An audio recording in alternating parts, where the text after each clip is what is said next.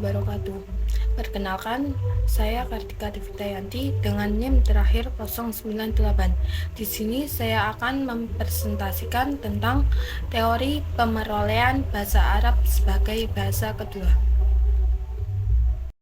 Bahasa. Dalam bahasa Inggris, istilah pemerolehan mengacu pada kata acquisition, yang berarti proses pemerolehan bahasa yang dilakukan anak secara alami terhadap bahasa ibunya. Pemerolehan bahasa secara umum dibedakan dari pembelajaran bahasa atau language learning.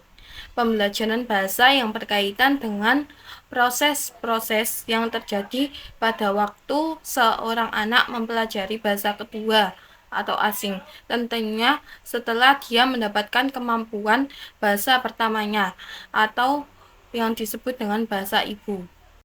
Yang kedua, teori-teori pemerolehan bahasa. Teori pemerolehan bahasa cenderung pada pemerolehan bahasa pertama pada anak.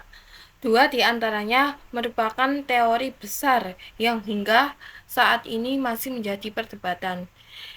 Teori tersebut yaitu teori behavioristik dan teori mentalistik.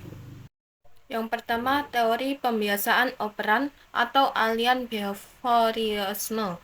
Teori pembiasaan operan ini digagas oleh B.F. Skinner, merupakan salah satu teori dalam aliran behaviorisme yang menjelaskan bagaimana bahasa diperoleh melalui proses pengkondisian. Teori ini berfokus pada hubungan antara perilaku dan konsekuensinya, dan bagaimana hubungan ini dapat memperkuat atau melemahkan perilaku tersebut. Yang kedua, teori linguistik atau aliran mentalistik. Aliran mentalistik yang dipelopori oleh Noam Chomsky berbeda pandangan dengan aliran behaviorisme. Teori ini menegaskan adanya perangkat perolehan bahasa bawaan atau yang disebut dengan LAD (Language Acquisition Device) pada manusia. LAD dianggap sebagai modul mental bawaan yang memungkinkan anak menguasai struktur bahasa dengan cepat dan efisien, walaupun terekspos terhadap bahasa yang tidak selalu gramatikal secara sempurna dari lingkungan. Selanjutnya yang ketiga, faktor-faktor yang mempengaruhi pemerolehan bahasa Arab sebagai bahasa kedua. Pemerolehan bahasa Arab sebagai bahasa kedua dipengaruhi oleh 3 faktor utama, yaitu yang pertama faktor motivasi, yang kedua faktor bahasa, dan yang ketiga faktor sosial. Faktor-faktor ini saling berinteraksi dan memainkan peran penting dalam proses pemerolehan bahasa yang efektif. Faktor utama yang pertama yaitu faktor motivasi. Faktor motivasi memiliki pengaruh yang kuat dalam pemerolehan bahasa Arab sebagai bahasa kedua.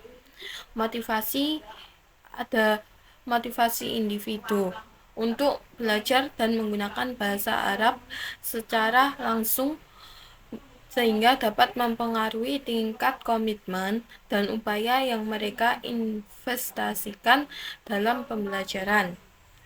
Selanjutnya, terdapat motivasi intrinsik yang berasal dari motivasi keluarga, motivasi guru, motivasi lingkungan peserta didik. Itu juga dapat mempengaruhi pemerolehan bahasa sebagai bahasa kedua. Faktor utama yang kedua yaitu faktor bahasa. Faktor bahasa juga berperan penting dalam pemerolehan bahasa Arab sebagai bahasa kedua.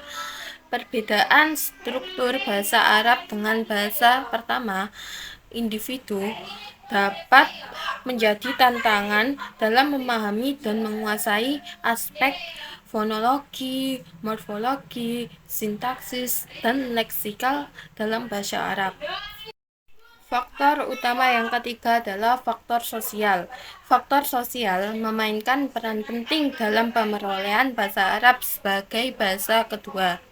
Interaksi sosial, konteks komunikatif, dan faktor budaya memiliki pengaruh signifikan terhadap pembelajaran dan penggunaan bahasa Arab. Konteks komunikatif itu merujuk pada situasi-situasi Faktor utama yang ketiga adalah faktor sosial. Faktor sosial memainkan peran penting dalam pemerolehan bahasa Arab sebagai kedua. Di faktor sosial ini terdapat interaksi sosial, konteks komunikatif, dan faktor budaya yang memiliki pengaruh signifikan terhadap pembelajaran dan penggunaan bahasa Arab. Konteks komunikatif merujuk pada situasi-situasi di mana individu menggunakan bahasa Arab dalam interaksi sosial. Sekian dari saya, apabila ada salah kata mohon maaf yang sebesar-besarnya. Wassalamualaikum